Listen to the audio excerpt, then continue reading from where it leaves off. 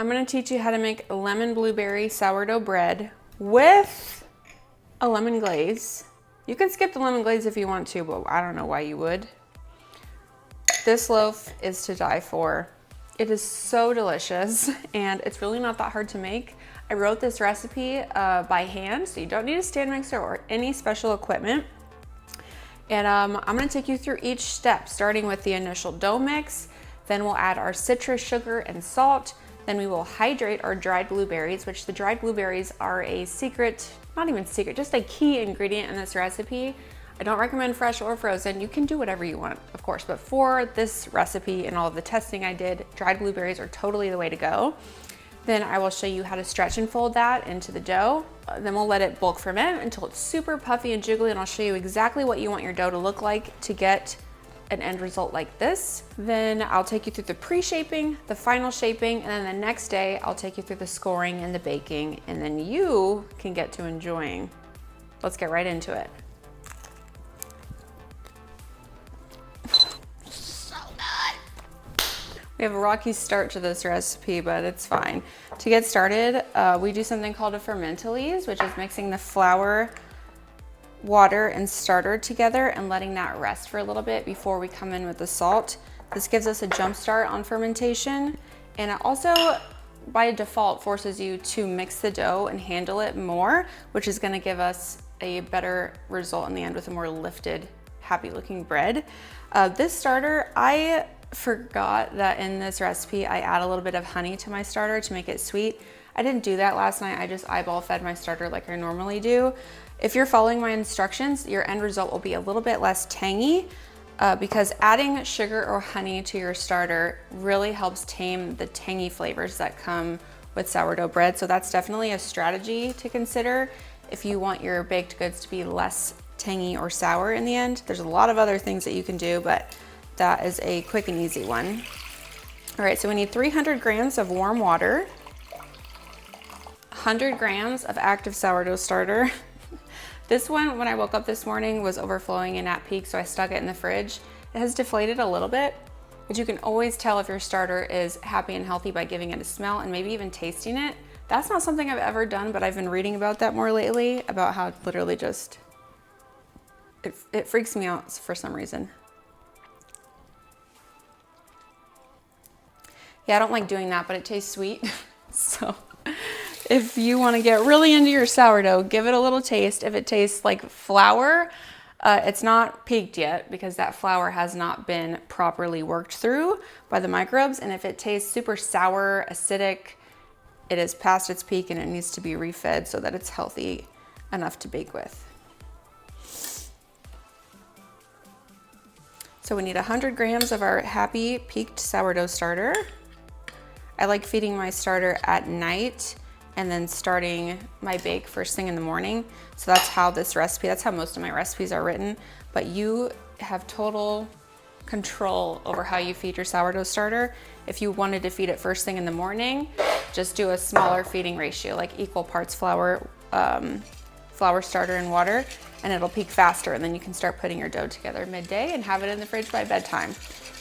There's a lot of flexibility in sourdough, but at the end of the day, I have to write a recipe in a certain way so that everybody kind of is on the level playing field. And also, the more options that you give, the more paralyzed it makes people feel. So just know that there are options, but you can also just follow my recipe exactly as written if you want. Okay, and then we've got to add 500 grams of bread flour. I'm in between 50-pound flour bags at the moment, so I'm working through this one to tide me over. This is King Arthur unbleached bread flour.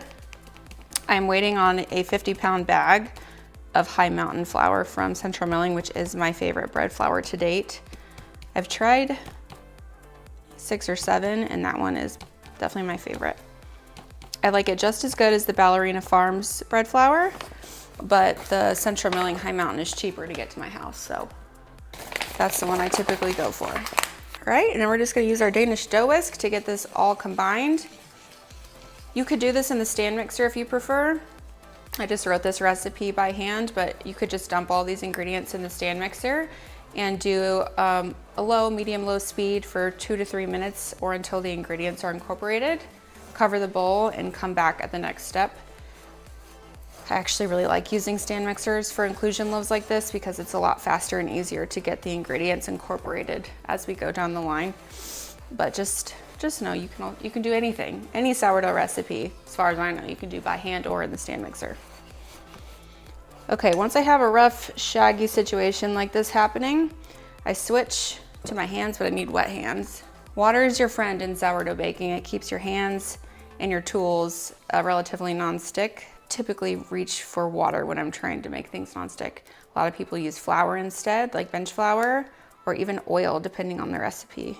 Just gonna work these ingredients together. Also, something to note with any recipe is you may need to adjust how much liquid is in your dough because there are so many factors that can impact that. You and I could do the same ingredient amounts and your dough could be a little bit looser than mine or a little bit more stiff than mine. And there's just, the most important factor here is flour. What brand of flour are you using? What type of flour is it? What is the protein content? What is the quality of that protein? All of that can impact this. Also your altitude, the humidity in your home, the health of your starter. If your starter is on the acidic side, it will be runnier. And when your starter is runnier, your dough is gonna be a bit looser and more liquidy because of the extra alcohol that has been produced in your starter. So lots of things to consider. I often see in recipe testing feedback that, oh, my dough is so much looser than yours. Definitely reference this video and the photos in the recipe post and compare your dough to mine. And if it's not looking like mine, it's totally fine to add a splash of water or a tablespoon of flour to get things back on track. I live in Florida at sea level, and if you live in the mountains or something at a high elevation, things are definitely going to be a bit different for you. Just kind of slapping my dough to help me get everything incorporated more quickly. You can do this on your counter too if you prefer, just trying to keep things tidy. But slapping it, kind of doing a slap and fold, even though our dough is not really, doesn't have any elasticity or strength yet, slapping it kind of helps bring things together a bit faster. Okay. So I'm good with this. This is a very shaggy dough at the beginning. We've just got everything initially incorporated. Here's the texture we've got. This is what we want. If your dough is puddly and loose, add more flour until your texture looks like this. If your dough is stiffer than this, which is typically rare, and usually I hear the opposite, but if your dough is stiffer than this, go ahead and add a splash more water and incorporate it now. I try to reuse plastic wrap as much as I can, so that's why this is like this. I am testing a lot of different bowl covers, but I'm finding that most of them are drying out the surface of my dough, which is leading to some minor issues down the road. So for today's purposes, I'm going to use plastic wrap to avoid that, but I'm still continuing to test, and I have a few more brands coming to my house. So I am trying to get away from plastic like this, but haven't yet found a good contender. Okay, so we are going to come back. Oh no, let's go ahead and prepare our citrus sugar so it's ready. By the way, not sponsored and I don't earn any commission, but these dope things are dope. They get dough off really well. When a recipe is fresh for me, like I've just finished testing, I usually don't even need to look at the recipe card, but this is one that I developed many, many months ago, and it required so much testing and tweaking and retesting that once I published that recipe, I did not look at this recipe again for a really long time. So this is the first time I'm making it since then, just because you get so burnt out making the same thing over and over. Plus, my family doesn't like sweetbreads like this, so a lot of it was just going to waste, which was very sad. Okay, so we're gonna zest 2 lemons. I highly recommend organic lemons because we are using the zest on the outside. So if there's like, you know, pesticides or something, it's more likely to happen on regular lemons. So for things like this where I'm going to be using the zest, I like buying organic. I don't always buy organic because it's really expensive, but there's certain circumstances where I think it's worth the splurge, and this is one of them. So we need the zest from these 2 lemons, and we're going to be using the juice in these later. There is no waste in this recipe. At least I don't think so. The only waste would be the zest on the orange, but that's not something I'm super concerned about. So for our citrus sugar, this is how we are infusing the majority of our lemon flavor into our dough, and I tested so many things, one of which was obviously the juice. in the dough, replacing some of the water, and it just created too much acidity in the dough, which impacted bulk fermentation in a very negative way that we just could not come back from. It broke down the gluten network before the bulk fermentation was finished, so our dough ended up being very sticky and loose and presented as under-fermented when baked. So I don't really recommend using lemon juice in your loaf. Lemon zest I found was a great way to infuse lots of lemon flavor without impacting the dough too much. I also tried lemonade, but found that that didn't really infuse that much lemon flavor after all. And also it's kind of a problematic ingredient just because what brand of lemonade are you using and how much sugar is in it? Sugar impacts bulk fermentation and your dough texture as well. So it's kind of difficult to be a recipe developer and to recommend an ingredient like that, where a lot of people are gonna have different brands and thus will have different outcomes, different complaints, and it's really hard to troubleshoot with something like that. So it didn't taste the best, and it also has its own issues, so we skipped that. Lemon zest all the way. Okay, to that we're gonna add 25 grams of sugar. Just regular sugar. This is raw organic sugar, which is why it has kind of a brownish color to it, but it is just regular sugar. It's just organic. Okay, I should have put this in a pestle and mortar, but you can also just rub it together with your fingers. This activates the oils in the lemon zest and makes it super fragrant, and of course it infuses the sugar then. And it just, oh my gosh, that'll wake you up. Okay, so this is prepped and done. I am gonna let this dough now rest for about an hour, and then we'll come back and add our salt and our citrus sugar and fold that into the dough.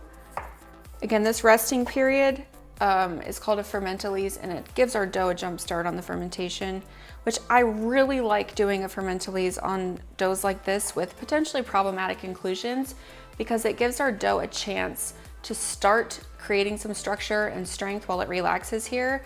So we'll have more extensibility in our dough and more strength before we start adding in these ingredients that might disrupt it. It gives us a better base to work from, which will help us have a better result in the long run. So I think it's a worth it extra step.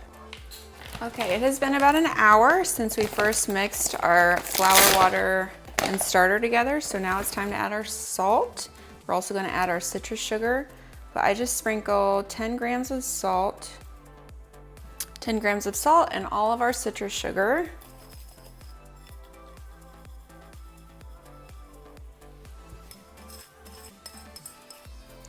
And one thing here that's optional, but that you might find helpful to get everything incorporated, especially by hand, is just a splash of water, or you can even do just a mist the top.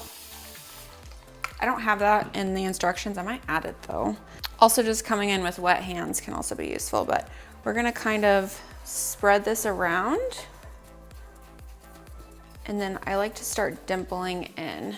I might bring you a little closer for this so you can see better. Okay, so I'm just kind of dimpling our salt and our citrus sugar into the dough. And then I start to squeeze. A lot of people call this like lobster pinchers, but we're just trying to get everything squeezed into the dough until it's fully incorporated. And do not panic if your dough starts feeling rubbery or stringy or like it's never gonna come together. It will. It just needs to be worked for a couple of minutes. Like, this is normal, okay? Don't panic if your dough is looking like that. Doing this in a stand mixer is really nice because you can just toss your citrus, sugar, and salt in there and press on, and within a couple of minutes, it's all gonna be well incorporated. But by hand, it just takes a little bit longer, and you'll notice more the stages that the dough is going through, but you'll see how it transforms.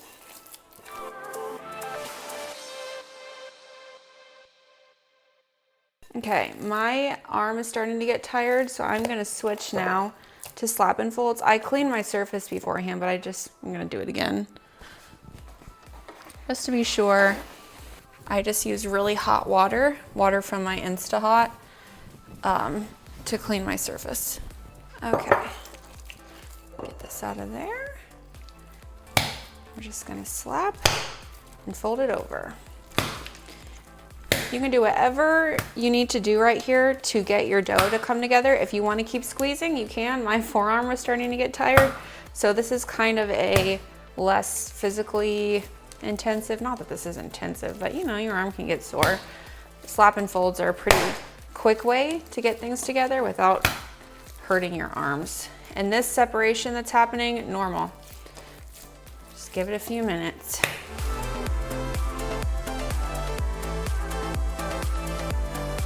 We got flying dough. It smells so good.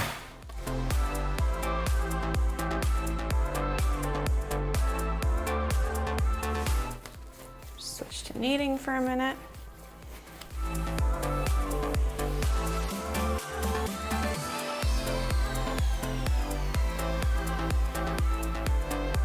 Okay, I'm feeling pretty good about this. Here's what our dough is looking like. Sorry, I didn't mean to so aggressively smack it, but okay. This is the dough texture. If your dough is looking very loose and puddly and sticky, go ahead and add a little bit more flour. And I doubt it's looking stiffer than this because this is somewhat of a stiff dough, but if it's looking stiffer than this, add a little bit more water, maybe 10 grams or so. All right, put this back in the bowl.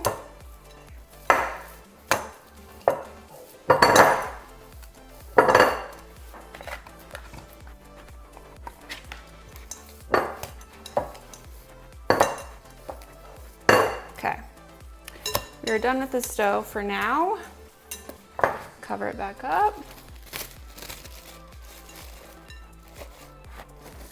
Set this to the side, and we're gonna make our blueberry inclusion real quick.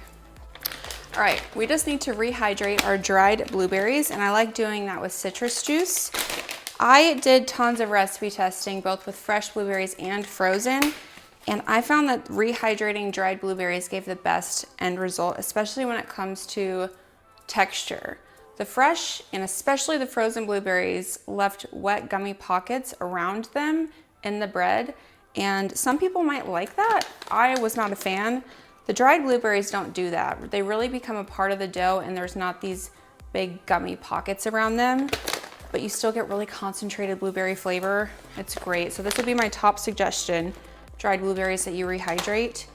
I can get them from my grocery store. Kroger has them. Publix I know has them. Anyway, but I can also put a link in the description to Amazon if you have trouble finding them for any reason, but this is really the ticket. I get asked a lot, can't I just use frozen? You can, but I recipe tested that and chose not to have that as the format in the winning recipe for good reason. So we need, I'll talk about this little contraption too. It's awesome. 4 to 6 ounces of dried blueberries. This container is 6 ounces. I'm using the whole darn thing. You can use less if you want. I have examples of what your bread will look like. If you use 4 versus 6 ounces, it's just a matter of how many dried blueberries you want. And maybe you're trying to save a couple bucks. If you use a little bit less, you'll be able to make more loaves. So, all right, I'm gonna juice these. So this little mason jar citrus juicer topper is from a company called Mason Jar Lifestyle, and they make all kinds of toppers for mason jars to make them more multi-purpose, which I love. This is one of my favorite, might be my favorite topper of all time because it's so practical. I use it all the time. And of course it's easy to clean, and you can use mason jars for all kinds of things. So I'll put a link to this in the description. I think I have a discount code for these. If I do, I'll put it in the description below. But you can buy it directly from their website with that discount code, I think, or they're also sold on Amazon. That's how I found the company in the first place. I bought some of their spice jar toppers where you can make your own spices, and it makes your mason jar into a spice shaker. And that company saw that I had done that and had posted about it, and they sent me a huge box of goodies. This was in there, and I love it. I love it so much. So thank you to Mason Jar Lifestyle. I get asked a lot, why the orange? I think the orange adds a different depth of flavor that really makes this special. This is a blueberry lemon loaf, not a blueberry orange lemon loaf. but the orange just, it's not super perceptible. You don't taste the bread and think, oh, there must be orange in here. It just adds a little X factor that I think is to die for, but you can omit it if you want to. Just do a third lemon if you prefer. I just love it. It's beautiful. Okay, so those blueberries are gonna rehydrate. I'm gonna give it a shake real quick. Part of the reason, especially why I like doing it in a mason jar, is you can give it a shake, turn it upside down, and make sure that all the blueberries are getting hydrated. That's what you should be left with. That's pure deliciousness right there. And we're gonna end up straining these before we stretch and fold them into the dough. Save this liquid, it makes a delicious cocktail. Save it. I think the best way to use it, I've gotten emails of all kinds of cocktails people have made with this leftover juice, but I love putting it in a glass with a lemon high noon, a little bit of extra vodka, and this stuff, heaven. And don't worry, you can make a mocktail. You don't have to make it an alcoholic beverage, but oh my gosh, don't throw away that liquid. It's pure magic. I want to do this one more time. Partly because it's my favorite part, and also just because I want to. Just doing a quick stretch and fold. All right, done handling the dough until we come back for our first official round of stretch and folds, which will be in about 30 minutes. So I'll see you then. All right, it's time for our first round of official stretch and folds. To do a stretch and fold, we're just picking up a corner of the dough. I like to kind of stretch it out, but we do not want to tear the dough. We're just trying to give it some strength. Turn the bowl and just keep going around. I will do stretch and folds until the dough resists me and does not want to be stretched anymore. How many that is just depends on the dough that day. Usually it's about 8 or like twice around the bowl, but just see, it's already pretty much done. Your dough will tell you what it needs. It's looking really nice, and the smell in here is to die for. Okay, so there's our dough stretch and folded. Here's what it's looking like. I'm gonna cover this back up, and in 30 minutes when we come to do our second set of stretch and folds, we will add our blueberries. Give it a little shake at this point. Make sure they're all getting nice and hydrated. And I will see you in 30 minutes. All right, it is time to drain our blueberries and get them stretch and folded into our dough. So good. I'll have to refrain from making a cocktail in the middle of the day. Okay, we're just gonna give them a super light pat with a paper towel, nothing crazy. It's okay if a little bit of extra moisture gets into our dough because it's not a super high hydration dough or anything. It can handle a little extra moisture, but I do like to just try to pat them down a little bit, just like that. And then we just stretch and fold these into the dough. I do about a quarter at a time, something like that. Just dump them on top of your dough and kind of press them in to try to keep them even. And then we just stretch and fold our dough up and over. All right, so I've just stretched and folded the dough up and over a layer of blueberries. I'm gonna add some more. We'll do our next section.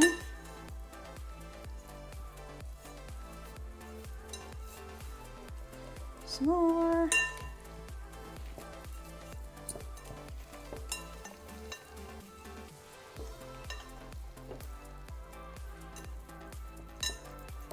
The more we add, the harder it gets, but it's okay. It will all come together, I promise you. Okay, last bit.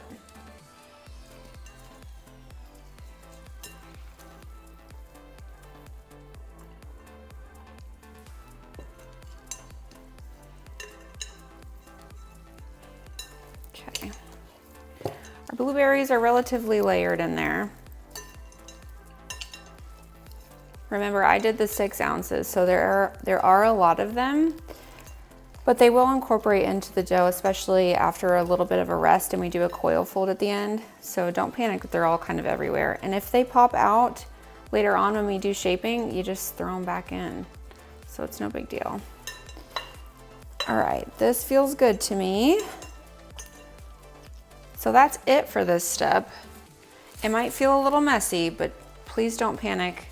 I can be kind of a neat freak with these things, but you don't have to be because it will come together. Okay, so that's it for that stage. We're gonna let this rest for another 30 minutes and then we'll come back for a coil fold, which of course I'll show you how to do that. This stuff, don't you dare throw it away. It's a little bit of heaven. When I first developed this recipe, I actually used most of this to make a cocktail, but saved a little bit for the glaze, the lemon glaze at the end, which you can do, but some of the feedback I got from recipe testing was that they just didn't like the purplish color, preferred a clean yellow glaze. So the glaze at the end is just powdered sugar and a fresh lemon that you juice. But if you prefer, you can save some of this and use this to make your glaze, and it'll be like a lovely blueberry citrus glaze that I think is delicious, but that's entirely up to you. The bulk of our work at this point is finished. So it may seem like there's a lot of work involved with this loaf, but it's pretty much all up front. From here on out, it's pretty smooth sailing. So I will see you in 30 minutes. All right, it is time to do some coil folds. This is our last set of dough strengthening. However, depending on how your dough is acting, sometimes you might decide that you want to add in another one. If your dough is feeling super loose, like it's not holding its shape after this final coil fold, go ahead and throw in another one after 30 minutes. There is a certain element of paying attention to your dough versus just doing exactly what a recipe says. I try to set you up for success, but there are little nuances that you'll start to learn the more that you make sourdough bread. So if you feel like your dough needs it, don't be afraid to just do another coil fold after about 30 minutes. This dough is holding its shape pretty well, so it doesn't even really want to drape down, but the idea is you lift the bowl from the center, let it drape down, and like set it down back on top of itself. But this is about as much as I can do here. Okay. So this dough looks really great to me. I am gonna let it finish its bulk fermentation and I'm not gonna touch it anymore. I don't think it needs any more coil folds, dough strengthening, dough handling, none of it. It's looking very strong. Everything's staying together. It's holding its shape. Perfection. I'm happy with this. I am donezo. So I'm covering it up and I'm gonna let it finish its bulk fermentation. How long that takes depends on the temperature of your dough and of your environment. This dough is 75 degrees. I feel like that's what it always is these days, at least this time of year here in Florida. So I will just let this relax. I'll come back and show you what this looks like when the bulk fermentation is done, and I'll also share with you how long it took. I don't freak out about this. I just read the dough. So every once in a while I'll come in here and take a look at the dough, touch it, see if it's feeling nice and aerated and jiggly. I don't look for percentage rise or go crazy with charts or any of that. So it's very low stress. We're just looking for the visual cues that our dough is ready to move on to the next step, and I'll show you what that looks like. So I'll see you in who knows how long. All right, my kids were pretty loud in the background. The timing of this was not on my side, so I am doing a voiceover just for this portion, but this is what the dough looks like when the bulk fermentation is done. For me, this was 7.5 hours, and my dough was between 75 and 76 degrees Fahrenheit. But no matter what your temperature is or whatever, this is what we want our dough to look like. It feels fluffy and aerated. That's always what I'm looking for. It'll increase in size, it'll be bubbly, but when you press on it, it should feel like it's bouncy, aerated. That's most important. Here I'm just doing some gentle pre-shaping, plopping those blueberries back in. They tend to want to fall out. But I'm just using my bench scraper to get this into a round shape. This will rest on the counter uncovered for 15 to 20 minutes or just until it relaxes a little bit. This dough is pretty to get. It's not like a high hydration loose dough or anything. So honestly, thinking back on this, what I would do differently is just do that gentle pre-shaping motion again right here and sticking it in the banneton and calling it a day. I don't think I needed to do this caddy clasp shaping technique because the dough already had pretty good structure. But just so you know, this is a double caddy clasp. It's just folding the dough like a book twice, and then I flip it over and just do those gentle motions to round it out. But yeah, every time you bake something and you kind of reflect on it, you always think about little things that you might tweak or change or do differently for next time, and this is one of those things. So take it or leave it. If you're doing a oblong shaped loaf or a batard, you can just do the single caddy clasp. That would be perfect here. It's that same folding the dough like a book motion, but you're just doing it once so that it retains like an oval shape. Okay, so this is going in a flour sack towel lined banneton. That's just there in case the blueberries leak. I don't want them to stain my banneton. If it did, it's really no problem. The key is just drying out your bannetons after you use them in a low heat oven. But this is going in the fridge for a cold retard overnight, and I will see you tomorrow for the scoring and baking. Here's my bread out of the oven. It's time to score and bake this lemon blueberry loaf. Separate a little bit at the bottom, but it's okay. If I have learned anything when it comes to sourdough, it is that you do not stress about the little details like that. But in the past, I might have been like, oh, the whole loaf is ruined. No one's gonna see that, and it's probably just gonna bake up perfectly anyway, and you'd never know.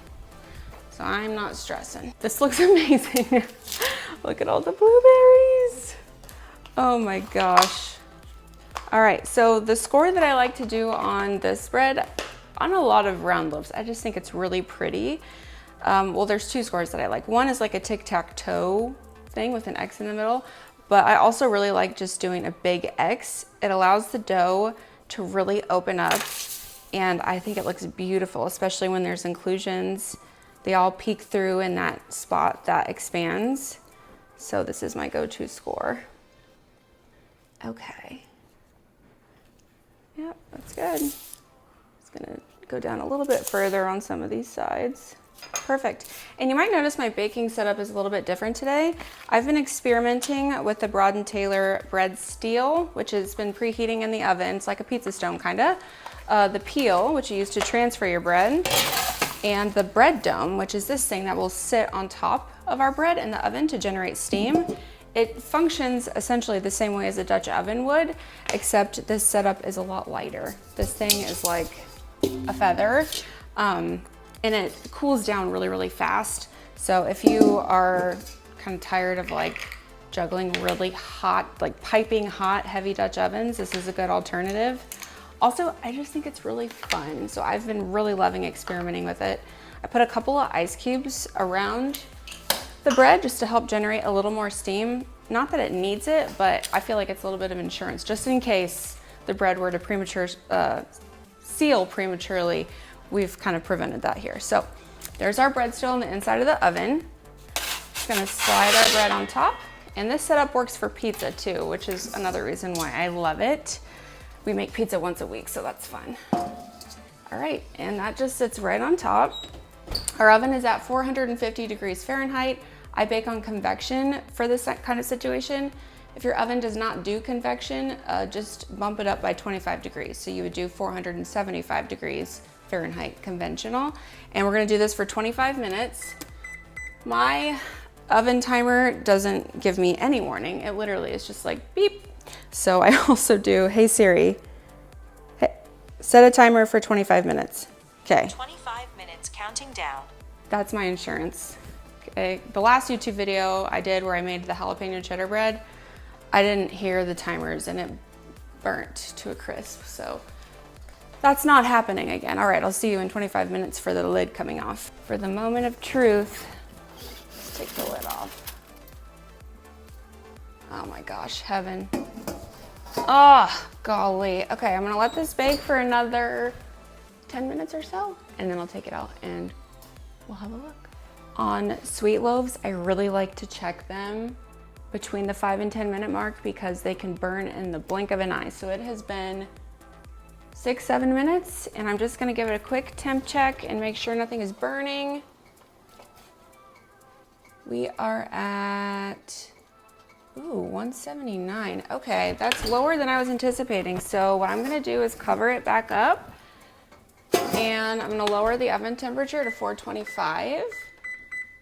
And I'm gonna reset my timer now for like 6 more minutes, and then we'll check back.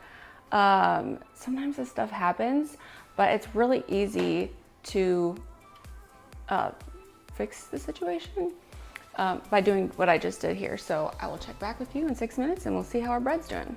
I'm gonna use this trusty thing again.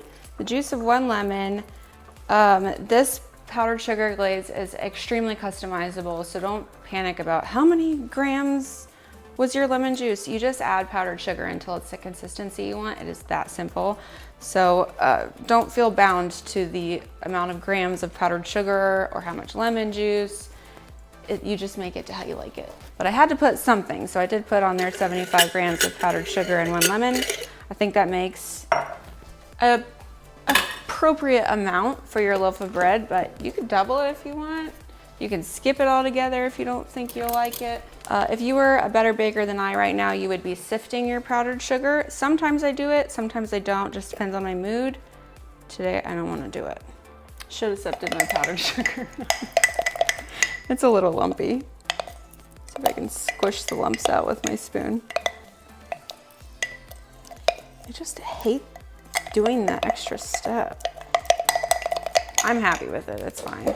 I'm also gonna, it's not in the recipe, I don't know, I might add it, but I think a little pinch of salt. I really like adding a pinch of salt to anything sweet. It just balances it. Okay, so this is our glaze, and this goes as a topping on our slices if you want a little extra sweetness, because this loaf is actually not overly sweet. But if you want to make it more of a dessert loaf, this is your ticket. So I gotta let that cool and then we'll cut into it and see what we're dealing with. I'm gonna try this. It's so simple, but so good. Okay, it's time. Let's take a look at the inside of our lemon blueberry sourdough bread. It smells so nostalgic to me because this brings me right back to all of that recipe testing that I did to figure out what I think is the best combo to make a lemon blueberry sourdough loaf. Very eager. Here we go. Oh, it's soft. I don't know how well this translates on camera, but like, it's so soft. Blueberries everywhere. This is the full 6-ounce bag of blueberries. You can lower it if you don't like this much, but oh my gosh, yum. Also, you can slice this way for a full slice or this way for half slices.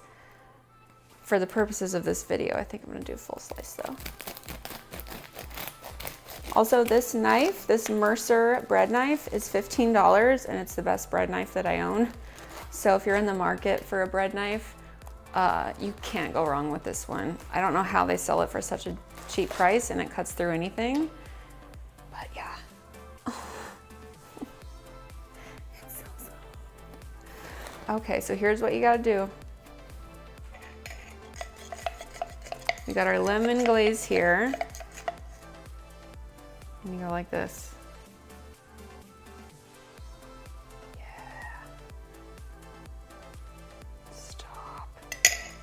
Like, oh my gosh.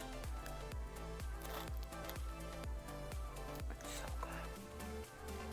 Oh my goodness.